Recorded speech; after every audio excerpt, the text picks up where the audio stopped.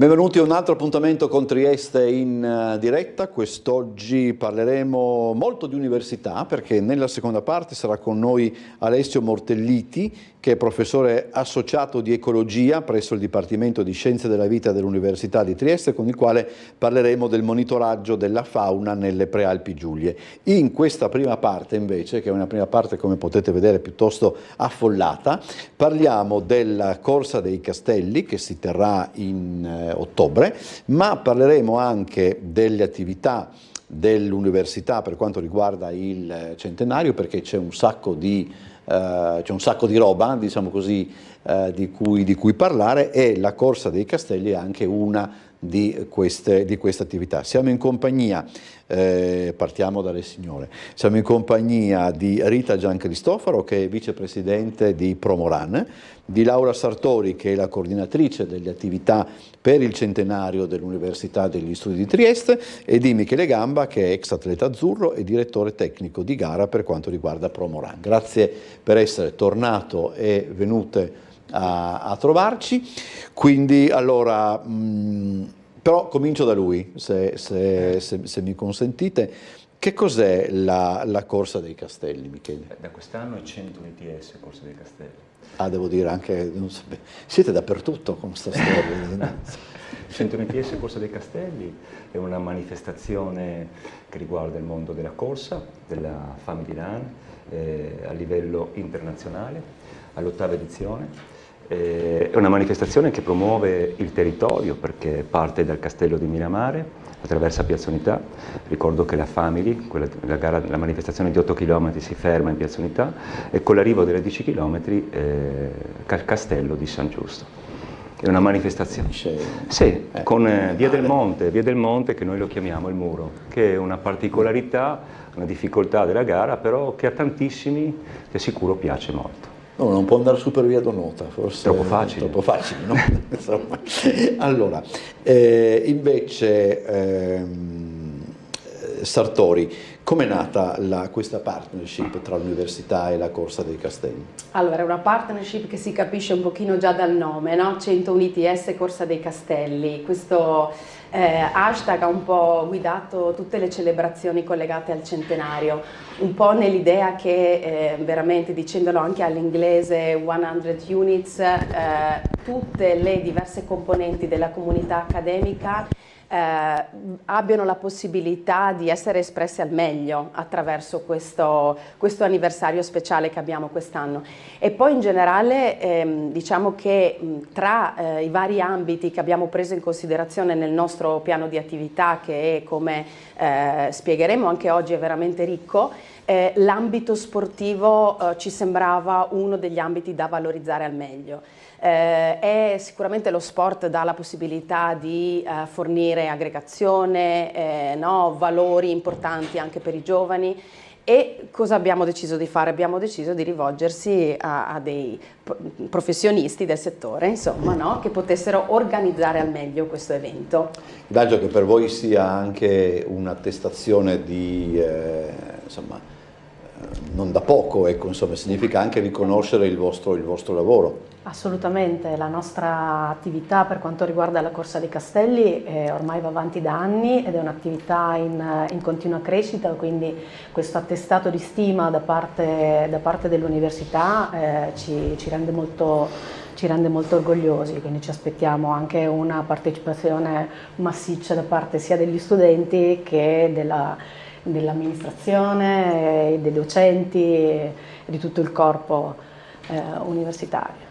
Tra l'altro, come posso dire, non è, allora, potrebbe sembrare, come dire, che noi ci si occupi della Corsa dei Castelli con un certo anticipo, no? Perché comunque si terrà ad ottobre. In realtà desumo che il lavoro comunque, adesso non è che magari ferma, però poco via, come si dice. Ma in realtà finita un'edizione, il giorno dopo si inizia a lavorare all'edizione successiva, quindi dietro c'è una macchina organizzativa molto complessa che va avanti appunto per 364 giorni e si conclude il giorno dell'evento. Le iscrizioni sono già aperte da tempo, rispetto allo stesso periodo dell'anno scorso abbiamo un 65% in più di iscritti, le iscrizioni sono attive sul sito sito corsadeicastelli.it, ma anche semplicemente cliccando sui post che i nostri social media manager pubblicano sui social periodicamente si ha il link diretto alle iscrizioni.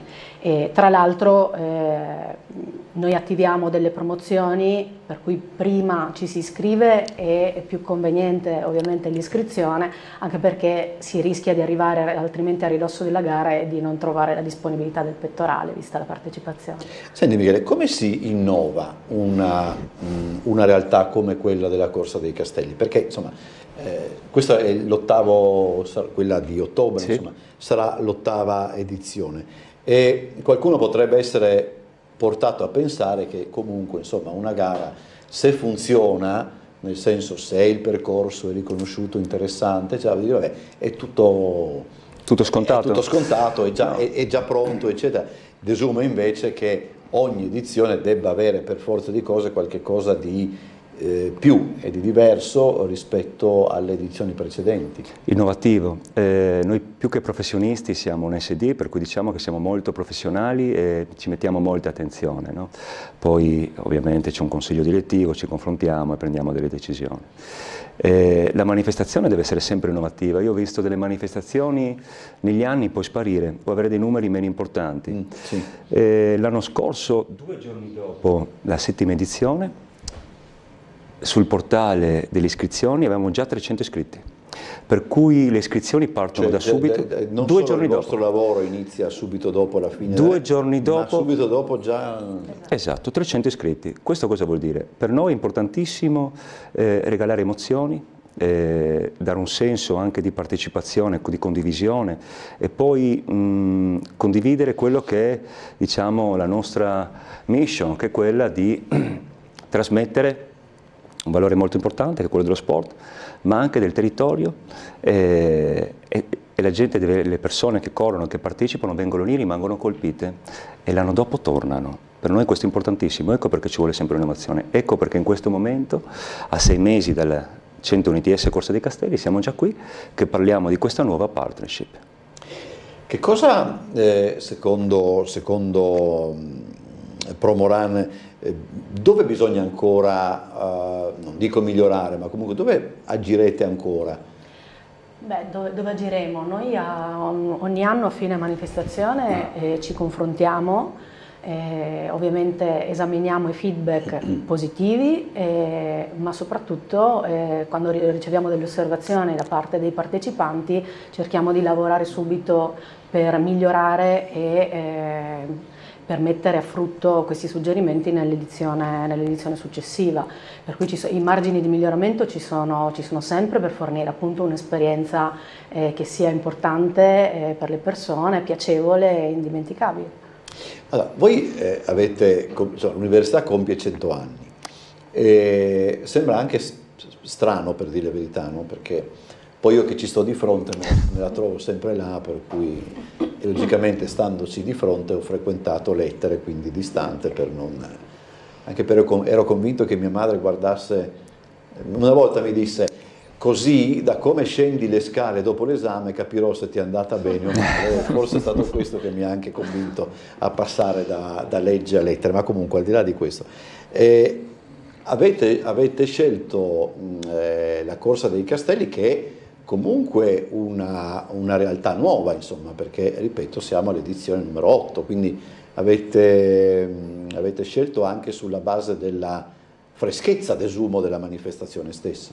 Assolutamente, questo è stato uno dei criteri, diciamo che più in generale uno dei filoni degli obiettivi che ci siamo posti proprio per il centenario era quello di incrementare la collaborazione con il territorio.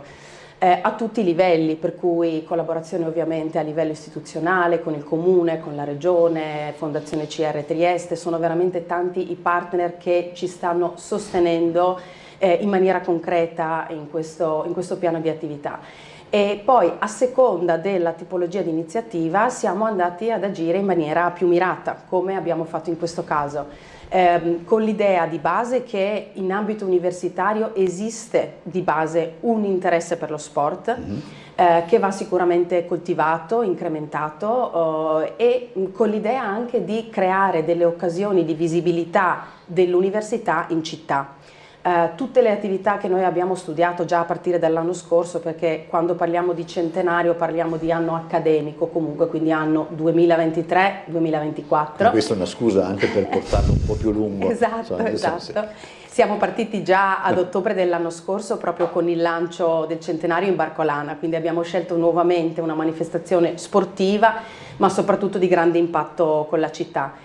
E qui un po' il ragionamento è stato simile, no? Nel caso della Corsa dei Castelli, con l'idea proprio di partecipare ad un'iniziativa che sta crescendo ogni anno e di dare il nostro contributo, la nostra presenza in un contesto di visibilità molto importante a livello cittadino e territoriale. Anche per voi, no? Ne dicevamo prima con la Presidente, significa...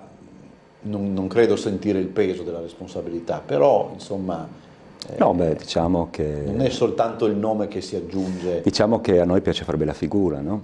Per cui insomma sicuramente c'è una responsabilità, ma siamo comunque pronti alle sfide e a dare il meglio di noi come società, come organizzazione. E la dottoressa Sartori ha sentito, insomma, ha visto proprio quello che abbiamo durante la conferenza stampa, no? Durante la conferenza stampa si è vista la professionalità, perché noi abbiamo un ufficio stampa comunque molto importante, sì, anche abbiamo molto, devo dire la verità, un moderatore che sarà comunque presente ai campionati europei che si tengono a Roma a giugno di atletica leggera, che sarà speaker della manifestazione dei campionati europei. Il nostro ufficio stampa collabora con la Maratona di Roma, per cui insomma già lì la fiducia che ci è stata data, secondo me già in parte è stata ricambiata. Posso dire una cosa che non c'entra tanto, ma è anche bello che ad occuparsi dei 100 anni dell'attività, per i 100 anni dell'università, sia anche una signora giovane, ecco, insomma, uno avrebbe potuto anche pensare che ci fosse qualcuno... Un centenario. No, sarebbe più da... Serve sicuramente tanta energia, entusiasmo, credo, per portare avanti un'iniziativa del genere, che in realtà è un'iniziativa di lungo corso, come abbiamo detto, no? Perché appunto siamo partiti già l'anno scorso, è un viaggio che è partito alla riscoperta un pochino anche di quelli che sono i valori proprio fondanti dell'università, e quindi è stata per noi un'occasione per fare un pochino una ricognizione storica di chi siamo, da dove veniamo, di chi ha veramente fatto la storia del nostro Ateneo, ma soprattutto per guardare al futuro, guardare alla nostra città, dare delle occasioni di partecipazione sia all'interno, quindi alla comunità accademica a 360 gradi, agli studenti, ai ricercatori, al personale tecnico amministrativo, ai docenti, ma anche in qualche modo far capire a questa città che l'università è parte integrante della città di Trieste. Questo poi torniamo, perché è una cosa abbastanza fondamentale. Noi in regia, nel luogo dove di solito depositiamo i filmati, abbiamo anche un breve filmato della Promoran, per cui se in regia lo intercettano possiamo anche farlo vedere. Ho scordato prima di comunicare, questa è una sorta di comunicazione interna fatta con molta eleganza, quindi vediamo poi se arriva anche. Laddove invece queste sono quelle domande un po', insomma, che uno non dovremmo arrivare a non doverle più fare, però insomma delle volte certe sottolineature vanno anche fatte, nel senso che non è usuale vedere una donna ai vertici di una associazione sportiva, insomma. No, noi siamo in due in realtà, io sono la vicepresidente, Silvia Gianardi la presidente. Ah, pure in due, quindi... Sì, pure in abbiamo due. quote rosa 100%, ma non solo quindi ai vertici del consiglio direttivo, ma anche appunto nel nostro ufficio stampa e nell'ufficio che si occupa dei social media. La cosa è molto interessante perché c'è una sinergia molto, molto forte, non so quanto, credo sia poco diffusa come cosa. È nata perché io e Silvia Gianardi, prima di essere colleghe, siamo amiche. E quando il consiglio direttivo mi ha eletta vicepresidente, per me è stato un motivo di orgoglio, mi ha dato la possibilità di vedere un mondo nuovo, un mondo che prima vedevo come pacchetto finito, perché come ex runner io arrivavo la domenica, anzi il sabato al ritiro pettorali, vedevo il pacchetto finito, ho avuto modo di essere inserita all'interno di questo meccanismo dell'organizzazione, di rendermi conto di quanto lavoro ci sia dietro per 364 giorni l'anno. E probabilmente il fatto di essere amiche sottintende una stima sì. Precedente al rapporto di collaborazione fiducia, insomma, di fiducia, e questo rende l'attività, chiamiamola lavorativa, più semplice a livello di comunicazione e di organizzazione. Secondo me è una cosa molto, molto bella. Ma fatemi tornare giusto un attimo, come si dice, down memory lane. Perché ridi prima ancora che io faccia la domanda? Sei preoccupato? No, ho capito dove volevi parare. Non lo so, no. Dice, ma c'è ancora la gente, va ancora a correre a Basovizza così per diletto? Non so se lei mai se lo faceva, se lo Sì. facevi. Assolutamente, diciamo che a Trieste si corre molto. C'è ancora comunque? C'è ancora sia a Basovizza, sulle rive, la zona di Barcola, insomma dalle 5 del mattino si iniziano a vedere runner, quindi Trieste è una città molto vivace da questo punto di vista. Ma questi che corrono a Barcola, ma si rendono conto che si massacrano le caviglie? Evidentemente non conoscono altri parte. posti, o se no hanno difficoltà a anche, raggiungere l'altipiano carsico, per cui viene sicuramente più facile e più comodo correre a Barcola. Io ho corso una volta dopo che hanno fatto la nuova pavimentazione. Bisogna correre dall'altra parte. È una follia pura. Allora, l'altro anno all'interno di, non so se è corretta come definizione, comunque c'era anche la International Road Race Under 23. Sì. È confermata anche quest'anno? È confermata anche quest'anno. Quando si parla di innovazione, l'anno scorso c'è stata questa prima edizione dell'International Road Race che è stata confermata da parte della federazione, perché è la federazione che manda gli inviti a tutte le rispettive nazionali europee, federazioni europee legate all'atletica leggera, è stata confermata e c'è stato anche un incremento al momento di nazionali che saranno presenti il 20 ottobre, perché al momento abbiamo 6 nazionali. Ricordo che poi per noi è una cosa importante e vuol dire che vengono perché rimangono colpiti dalla manifestazione del territorio e dall'organizzazione, perché ad oggi abbiamo 6 nazionali che sono Inghilterra, Francia, Svizzera, Grecia, Repubblica Ceca, Slovacchia, Italia, e poi una cosa molto importante perché non è un campionato europeo o mondiale, che non dico che le nazionali sono obbligate a partecipare, ma perché vengono invitate, per cui vengono invitate, qualcuno può dire anche di no, come ci è stato detto, ma c'è una maggior parte, c'è una percentuale molto alta di nazionali che risponde in modo positivo e che aumenta poi il prestigio anche della Corsa dei Castelli. E quindi questa è confermata anche per il prossimo anno.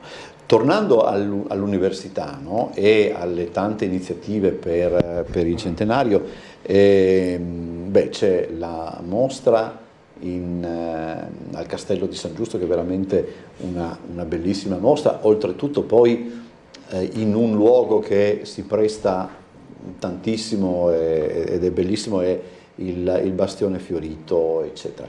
Ecco, quando avete incominciato proprio, così riprendiamo dove ci eravamo lasciati, quando avete cominciato proprio a ragionare sulle iniziative da prendere, da che cosa siete partiti? Qual è stato o avete detto piuttosto che facciamo questo, non facciamo quest'altro? Perché diciamo che le idee erano tantissime, per cui abbiamo cercato veramente di capire che cosa potesse essere più efficace per questi 2 obiettivi primari di cui parlavamo prima, no? Cioè da un lato l'idea di far emergere un pochino di più la particolarità del contesto universitario, che è un contesto veramente molto vario, per cui di far emergere tutti gli attori che la compongono, e dall'altra di creare una sinergia sempre maggiore, che già esiste ed esisteva, ma di incrementare quelli che sono i rapporti con il contesto cittadino, creando appunto anche una serie di partnership, tra le quali quella di cui stiamo parlando oggi. Un altro filone molto importante è stato quello che ha collegato l'ambito della scienza, tipicamente collegato alla conoscenza universitaria, e quello invece un pochino più artistico, come se fossero 2 facce della stessa medaglia, 2 ambiti che si sostengono l'un l'altro in un racconto di una stessa storia, no? E questo l'abbiamo un po' inserito in tantissime delle attività che abbiamo ideato, per cui diciamo che siamo partiti da una serie di attività di pura comunicazione, innanzitutto per far capire che appunto quest'anno per l'università è un anno speciale. Abbiamo attivato 3 campagne di comunicazione, una più in ambito ricerca sul 5 per 1000, una che è quella proprio istituzionale sull'università e una che è specificamente dedicata al centenario, che tra l'altro riprende visivamente l'edificio di Piazzale Europa. Ah, è un bellissimo poster tra l'altro. Esatto, molto ben riconoscibile, lo riprende con un'illustrazione Art Deco anni 20, che sono gli anni di fondazione dell'Ateneo. E da lì poi abbiamo cominciato a pensare anche ad un piano editoriale da un lato, e quindi abbiamo rieditato tutta una serie di volumi molto importanti per l'Ateneo in ambito storico e in ambito artistico, e poi in ambito eventi. In questo caso diciamo ci sono sia una serie di eventi che sono quelli che l'università tradizionalmente realizza ogni anno, ai quali abbiamo eventualmente aggiunto un cappello speciale per il centenario, ad esempio la cerimonia di inaugurazione di anno accademico.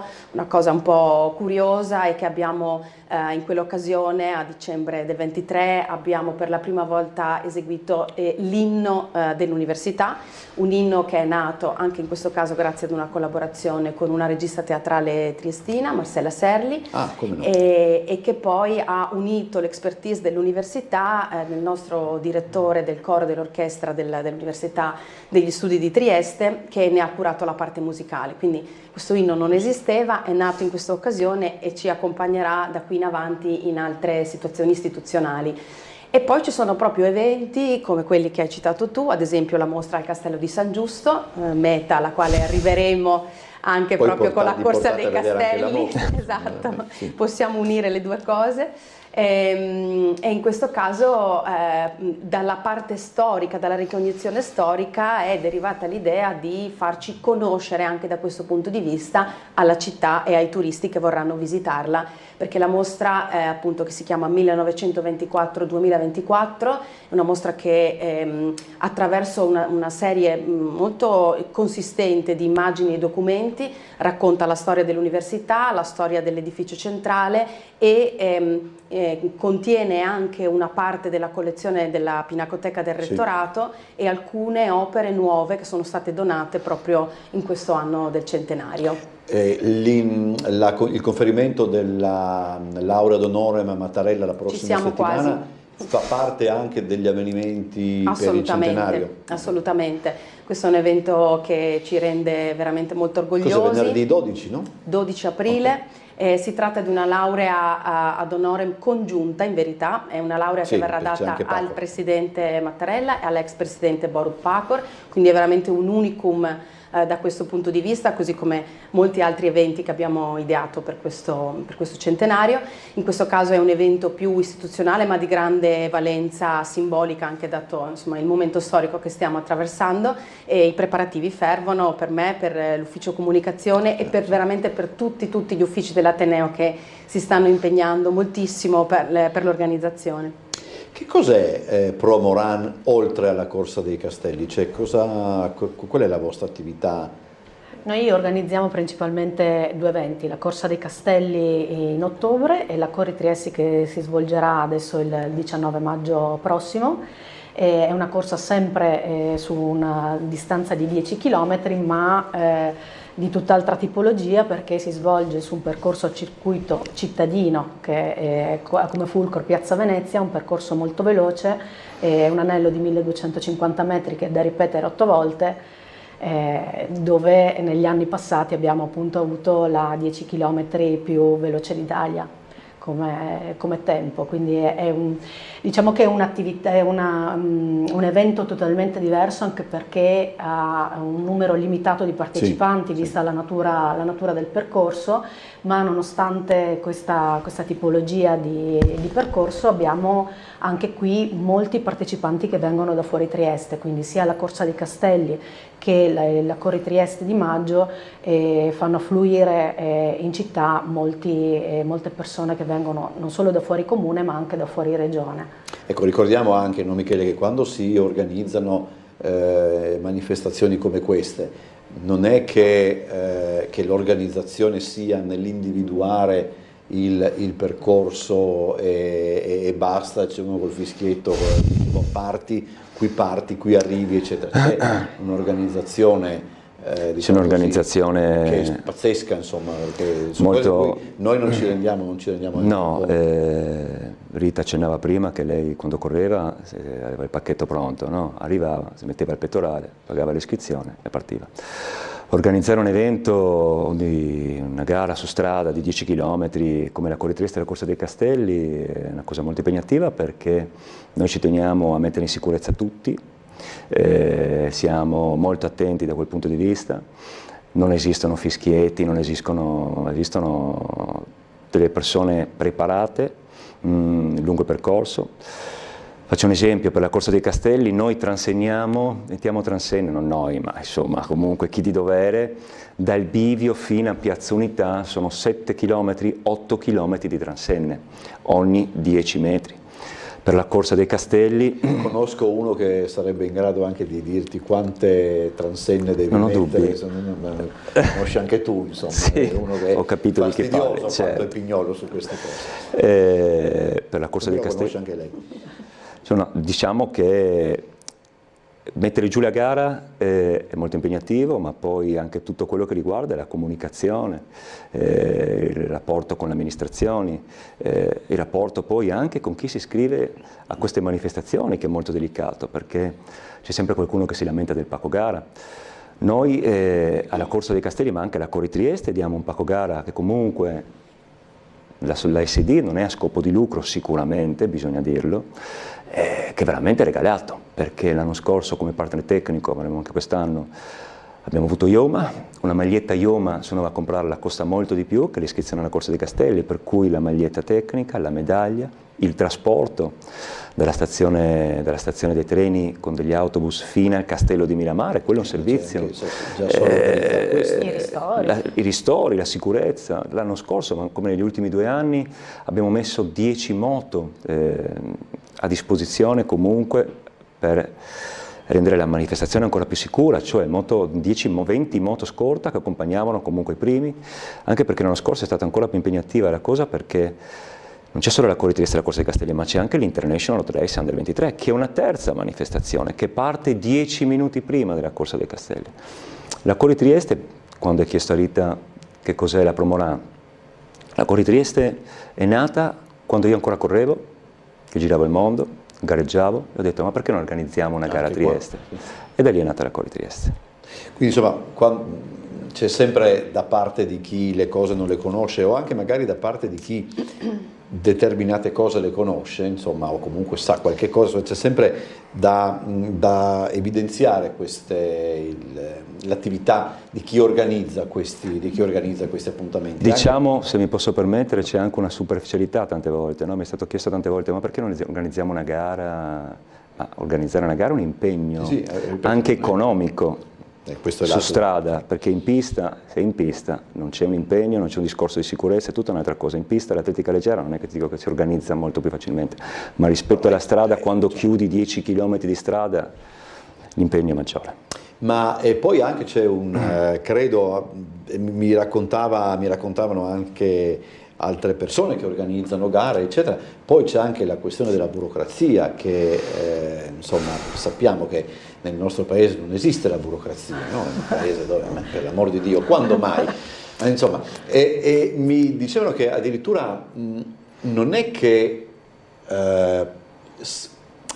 come dire, uno dice: boh, vabbè, io so che ogni anno devo fare questa cosa, no? Come la faccio in un anno, continuo a farla anche l'anno dopo. No, perché delle volte ti complicano la vita. Certo, tutti i permessi vanno richiesti di anno in anno, non è che avendoli ottenuti per un anno poi sono dovuti negli anni successivi. La legislazione cambia, le norme sulla sicurezza cambiano, quindi noi dobbiamo stare dietro a tutte le richieste che gli enti pubblici o di sicurezza ci fanno nel corso della preparazione dell'organizzazione dell'evento. Qual è, al di là poi della, come dire, qual è la soddisfazione maggiore che avete alla fine della gara? Qual è Ma la risposta comunque dei partecipanti, no? La risposta dei partecipanti per noi è fondamentale. Io sinceramente non riesco, siamo dentro una centrifuga, per cui non riesco a godermi niente della gara, della manifestazione, a stento vedo la partenza, l'arrivo anche, perché comunque durante la manifestazione, durante la gara può succedere di tutto, ci può essere una transenne che cade, ci può essere qualcuno che si fa male, ci può succedere di tutto, per cui diciamo che c'è una tensione, però sicuramente mi ricordo 2 anni fa, una delle mie soddisfazioni più grandi è stata proprio mettermi davanti al palco ed assistere alle premiazioni. Star là tranquillo. No, ma proprio vedere le persone felici, sì. La partecipazione, il coinvolgimento. Allora, arriviamo, come diceva Mike Bongiorno, ai ragguagli. Nel senso, per quanto, ripeto, mancano ancora 6 mesi, però insomma, ci si può già iscrivere. Certo, sul sito corsadeicastelli.it e appunto anche cliccando sui post che pubblichiamo periodicamente c'è il link diretto al sito e quindi alle iscrizioni.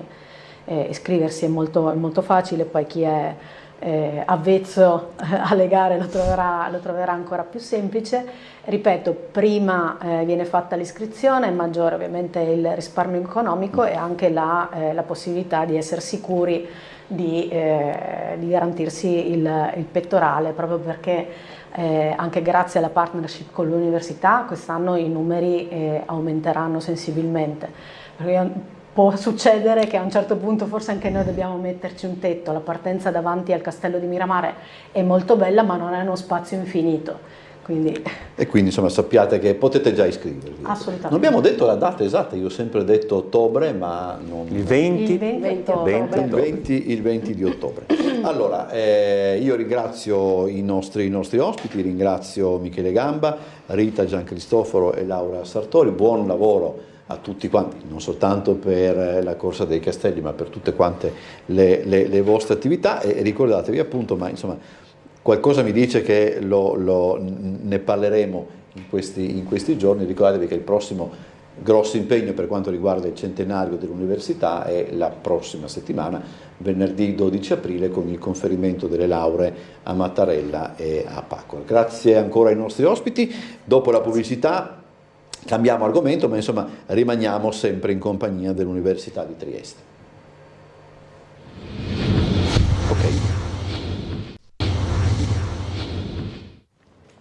Seconda parte di questa puntata di Trieste in diretta. Come abbiamo detto precedentemente, continuiamo a parlare di università, però se nella prima parte abbiamo parlato di un'iniziativa che riguarda i 100 anni dell'università, in questa seconda parte parliamo invece di un progetto che vede impegnata la nostra università. Lo facciamo assieme al professor Alessio Mortelliti, che è docente di ecologia al Dipartimento di Scienze della Vita della nostra Università degli Studi e che, come dicevo, è anche ideatore di questo protocollo che, come dire, monitora la fauna forestale del Parco delle Prealpi Giulie, per arrivare anche, professore, a cosa? Anche alla salvaguardia poi, no? Sì, dunque, buonasera anzitutto. Il nostro obiettivo è di sviluppare dei protocolli di monitoraggio. Cos'è il monitoraggio? Il monitoraggio significa seguire le specie nel corso del tempo, capire quando stanno aumentando, ma soprattutto quando stanno diminuendo. Quando stanno diminuendo dobbiamo saperlo, diciamo, in tempo reale per poter intervenire con delle azioni di conservazione. Quindi il monitoraggio è un aspetto fondamentale, forse il più fondamentale per poter conservare le specie. Quando si capisce quando una specie diciamo è in pericolo? Nel senso, contano i numeri, conta anche la presenza della specie stessa nel territorio? Quali sono i parametri all'interno dei quali voi vi muovete? Contano entrambe le cose, contano i numeri perché le specie devono avere una minima abbondanza perché la popolazione possa continuare a sopravvivere, ma conta anche la distribuzione, cioè le specie nei limiti dei propri requisiti ecologici deve essere il più ampiamente diffusa possibile, perché se è solo localizzata può avvenire un solo evento catastrofico e far estinguere la specie. Quindi noi guardiamo ad entrambe le cose, distribuzione e abbondanza. Perché sul Parco delle Prealpi Giulie ha delle caratteristiche particolari? Sì, dunque questo progetto è in collaborazione con il Parco Naturale delle Prealpi Giulie, che è un'area di eccezionale interesse dal punto di vista della biodiversità, per tanti motivi, in primis i grandi gradienti altitudinali che abbiamo in questo parco, quindi aree molto più, diciamo, a quota relativamente bassa fino all'alta montagna. Questi gradienti altitudinali significano diversi tipi di habitat, quindi diversi tipi di foreste, prati, eccetera. Questi diversi habitat significa anche molte specie animali, tra cui i mammiferi. Quindi è un'ottima area per noi per poter lavorare su tante specie diverse di mammiferi. Come si monitora poi, tra l'altro, cioè, come avviene il monitoraggio? Dunque dipende dalle specie. Noi per le specie diciamo di medie e grandi dimensioni, quindi specie come la faina, la martora, il gatto selvatico, anche il lupo e l'orso, utilizziamo dei mezzi diciamo abbastanza all'avanguardia come le trappole fotografiche. Sono delle macchine fotografiche che percepiscono il calore in movimento, quindi quando passa un animale davanti a questa trappola fotografica viene scattato o una foto oppure un video e noi dal video siamo in grado di rilevare la specie. Per attirare gli animali davanti a queste fototrappole usiamo un'esca molto pregiata, cioè delle scatole di sardine che buchiamo e che emanano un odore abbastanza diciamo sgradevole, che però attirano gli animali in fronte a queste fototrappole. E questi per gli animali medio-grandi dimensioni. Gli animali più piccoli utilizzeremo delle trappole a vivo, cioè cattureremo e poi libereremo gli animali, o anche dei tubi che appendiamo sugli alberi in cui gli animali, quali ad esempio il moscardino, che è una specie di piccolo ghiro, vanno a fare il nido. Ho capito. E come riuscite a capire quanti ne sono? Dunque noi studiamo l'abbondanza relativa e la probabilità di presenza. Ho capito. E per stimare utilizziamo dei modelli statistici, cioè distribuiamo queste unità di campionamento, queste fototrappole in tutto il parco, poi analizziamo i dati con dei modelli statistici abbastanza complicati e questi modelli ci permettono di stimare l'abbondanza relativa di queste specie. Il sistema arriva dagli Stati Uniti, è questo? Sì, applichiamo un sistema, io diciamo prima lavoravo negli Stati Uniti, okay. Ho sviluppato questo sistema nello stato del Maine e lo stato del Maine adesso monitora i mammiferi utilizzando questi protocolli che ho sviluppato e quindi diciamo ho importato oltre a me stesso in Italia anche questo protocollo e quindi noi siamo diciamo il primo posto in Europa in cui si sviluppa questi protocolli. Tra l'altro sorridevo perché, vabbè, ma questa è una cosa mia, ma la dico lo stesso visto che il Maine è lo stato dove fittiziamente esisterebbe Cabot Cove, quindi dove vive la signora in giallo. Perché sì, esattamente. Non esiste il posto, però lo hanno piazzato nel Maine e si trova negli studi delle Universal Studios. Sono un po' triste, ma è così. E, il progetto, lo studio, il monitoraggio dura un certo periodo di tempo sufficiente a comprendere appunto ciò che vi serve, immagino. Sì, dunque noi lavoreremo per i prossimi 2 anni, in particolar modo primavera, estate, inizio autunno. Cominciamo adesso in questi giorni e poi anche proseguiremo il prossimo anno. E quindi lavoreremo mettendo queste fototrappole e trappole un po' in tutto il parco, in aree limitrofe. Poi una volta analizzati i dati alla fine di questi 2 anni, il progetto si concluderà a dicembre 2025, come dire, passeremo il testimone agli enti locali, quindi al parco, il corpo forestale, volontari eccetera, che proseguiranno questo monitoraggio nel corso del tempo. Questo sarà possibile perché noi in questi anni cercheremo di sviluppare qual è il modo più economico possibile per monitorare queste specie, quindi entro 1 anno e mezzo, 2 anni dobbiamo essere in grado di dire ok, con un budget anche relativamente limitato, questo è il modo migliore per monitorare le specie, di modo che poi gli enti locali possono proseguire questa attività nel corso del tempo e per tempo si intende anche i prossimi decenni possibilmente. Ma c'è una cosa che, per esempio, mettiamola così, se dalle vostre ricerche si comprendesse che una specie è a rischio, insomma adesso non so se il termine è corretto, se è esagerato, eccetera, poi quali spetterebbe poi agli enti locali eventualmente stabilire quali decisioni prendere? Oppure il progetto stesso indica, quantomeno dice, oh guarda che questa specie rischia. Sì, allora sicuramente il progetto stesso sarà in grado di come dire, raggiungere delle conclusioni sullo status di ciascuna specie, cioè dire ok, questa specie è ben diffusa, è abbondante, questa specie ha una distribuzione limitata, dei numeri molto bassi, quindi è preoccupante. Dal progetto e dalla distribuzione, cioè capendo dove sono le specie, quali sono gli habitat migliori, peggiori, eccetera, saremo in grado, entro certi limiti, anche a definire quali sono delle possibili azioni di conservazione, e poi ovviamente spetta al parco, al corpo forestale, alla regione Friuli Venezia Giulia intervenire e decidere quali sono le azioni che si possono e quelle che non si possono fare. Ma per esempio, come posso dire, la salute, chiamiamola così, anche se magari il termine davvero non è corretto, ma comunque la salute e la conservazione, forse è più giusto, di una specie in un habitat come quello del parco, da che cosa può dipendere? Dipende, anzitutto dipende se nel caso di un predatore dipende dall'abbondanza di prede, ma in generale dipende dalla disponibilità di habitat, cioè habitat per esempio se una specie vive nelle faggete mature, c'è necessità che ci siano una porzione rilevante di territorio che sia di boschi di faggio maturi perché questa specie, certo. sì.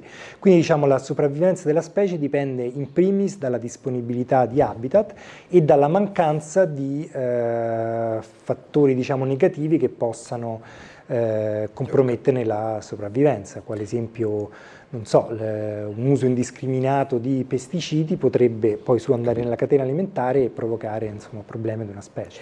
Voi partendo dal progetto partite da un'idea, cioè come posso dire, immaginando che determinate specie siano più o meno presenti, cioè, oppure proprio diciamo, so che anche qua sui termini ci si può sempre mettere d'accordo, partite da zero? Dipende dalle specie, ci sono specie su cui si conoscono bene e si hanno già dati di distribuzione, insomma, ad esempio il Museo di Storia Naturale di Udine ha raccolto negli anni tanti dati eccellenti anche nel Parco delle Prealpi Giulie, insomma, quindi partiamo da dei dati, da una situazione generale di partenza che può essere buona per alcune specie, ma ci sono delle specie su cui veramente non sappiamo nulla, non sappiamo neanche se sono ancora presenti nel parco, e sono le specie più piccole, più elusive e anche meno carismatiche. Lei ha detto prima anche, parlando di alcuni animali, citandone quelli che, come posso dire, tipo la faina, io penso di non aver mai visto una faina, insomma, penso di non aver nemmeno mai visto una volpe, per dire la verità. E sono comunque presenti, debbono essere presenti nel territorio perché, come dire, come diceva prima parlando, fanno il loro mestiere, insomma. E, chissà perché poi magari però uno non ci pensa, no? Le ritiene, non so, la volpe uno pensa che sia soltanto in Gran Bretagna e che il suo scopo sia quello di farsi correre dietro ed eludere poi i cacciatori, eccetera. Dunque, questi animali ci sono, e ci sono anche dentro Trieste. Nella stessa città di Trieste ci sono faine, ci sono scoiattoli. Magari gli scoiattoli sono più facili da vedere, quelli si vedono, però animali come la faine ci sono, ce li abbiamo anche all'interno del Monte Valerio, proprio attaccato all'università. Lì abbiamo fotografato faine, caprioli, eccetera. Animali come arrivano fino anche i caprioli, assolutamente sì. Anche nella zona di Barcola possono esserci delle faine. Questi animali però sono incredibilmente elusivi, cioè vengono fuori di notte, sono estremamente attenti nel muoversi e quindi sono difficilmente visibili. Per dare un'idea, io sono 20 anni che passo la vita nei boschi cercando questi animali, ci sono specie come il gatto selvatico, non il gatto domestico, quelli sono tanti, il gatto selvatico, presente anche qui nel Carso, è difficilissimo da vedere, in tutta la mia vita io ne ho visti 3 e ce ne stanno tanti, ne ho fotografati e fatti video tanti anche qui nel Carso, nella zona di Sgonico, nella zona di Monte Orsario, ma vederli dal vivo, anche per me che passo tante ore nei boschi, è difficilissimo. Loro vedono noi, ma scappano, appena ci avviciniamo. Per esempio, molto si discute e si è discusso in questi anni anche della presenza dei cinghiali, ma mettiamo, non so, uno ha la fortuna, non capiterà, però poniamo il caso che se uno si imbattesse in un gatto selvatico, che comunque è più grande rispetto al gatto normale, insomma, sì, a quello che noi siamo abituati a conoscere, e magari vi si imbatte facendo una passeggiata, eccetera. Ripeto, mi rendo conto che è un periodo dell'ipotetico proprio, però come dovrebbe comportarsi? Star fermo, agire con naturale... Allora, nel caso del gatto selvatico, premesso, non c'è nessun rischio, nel Okay, senso, quindi stiamo tranquilli, anzi perfetto. godiamoci quel momento. La cosa migliore da fare è rimanere immobili e se uno vuole fare una foto, un video, cercare, ma muovendosi sempre con estrema attenzione e possibilmente stando sotto vento, di modo che il gatto non senta i nostri odori. Questo nell'ipotesi che il gatto non ci abbia visto. Okay. Se il gatto ci ha visto, sta valutando dove e come scappare, più si rimane immobili e si cerca di assaporare quel momento, meglio è. Però diciamo rischi non ce ne stanno. E magari uno potrebbe anche dire: ho visto un gatto, che strano averlo visto in carso, perché magari Sì, esatto, se uno il gatto domestico purtroppo, perché è una specie, insomma, che in natura può fare, insomma, anche non pochi danni, si diffonde e entra nel carso, però nelle zone più remote, diciamo su nel carso, ci sono pochissimi gatti domestici. Se si vede un gatto, soprattutto se ha una coda corta, degli anelli molto marcati, una striatura nera sul dorso, quelli sono i caratteri tipici del gatto selvatico. Si può essere, la certezza non si avrà mai se non si fa una foto, eccetera, insomma, però potrebbe essere un gatto selvatico e insomma si può godere di quel momento con la consapevolezza che è un evento raro. Che è un evento raro. Esatto. Allora, diceva prima che i risultati di questo progetto, insomma, verranno poi, come dire, trasmessi alle autorità locali, insomma, e però mi diceva anche che c'è anche un coinvolgimento delle scuole. In che senso? Sì, esatto. Dunque noi come parte del progetto andremo in varie scuole nelle aree limitrofe al Parco delle Prealpi Giulie e coinvolgeremo le scolaresche nelle nostre attività. Quindi prevediamo di mettere delle fototrappole nelle aree vicine alle scuole e insegneremo ai bambini e ragazzi come si mettono le fototrappole, le lasceremo lì per qualche settimana e poi le andremo a riprendere con i ragazzi.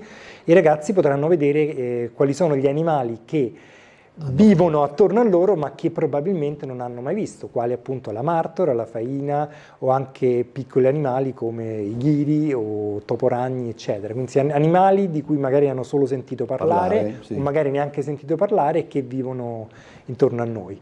Ed è, diciamo, oltre all'essere una mano per noi che ci aiutano a mettere le nostre unità di campionamento, noi pensiamo che sia una bella esperienza per i ragazzi andare sul campo e scoprire questo mestiere, che è il mestiere dello zoologo, che è poco conosciuto, ma secondo me, insomma, un mestiere più bello del mondo. Perché vedo che ne parla davvero con entusiasmo.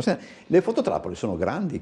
Come sono piccole, sono di queste dimensioni, sono, diciamo, mimetiche. Noi le incateniamo perché fidarsi è meglio, è bene, ma non fidarsi è meglio. Insomma, e sono abbastanza costose e sono attaccate a questi alberi e davanti sull'albero c'è un cartellino che dice ricerca scientifica, si prega di non toccare, quindi raccomandazione al pubblico: se vedete queste fototrappole lasciatele per favore, e poi davanti c'è questa esca. Il Parco Naturale delle Prealpi Giulie verso dove si estende, giusto per avere un'idea? Dunque tra il confine con la Slovenia fino alla zona intorno a Moggio Udinese. Ah, ho capito. Ed è un'area abbastanza grande e comprende anche la riserva della Val d'Alba che è associata al parco.